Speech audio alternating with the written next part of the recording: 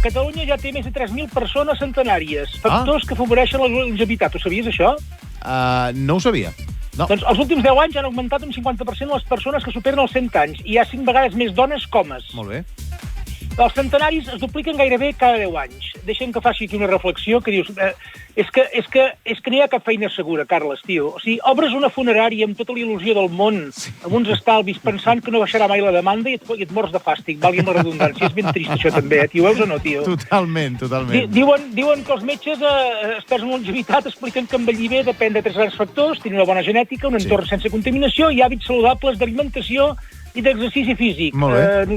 Nosaltres val més que ens afanyem, que sí, si hem de fer alguna cosa. Sí, o ens conformem amb morir als 80 o als 70 i ja està. Sí, exacte. Cap problema. I deixa'm acabar la notícia amb 2 dites. La primera és dels Mojinos Escocíos, banda que, entre altres talents, música poemes existencials. Sí. Deien, dicen que fumar es muy malo para la salud, pero más malo es que te pille el autobús. Sí, vale?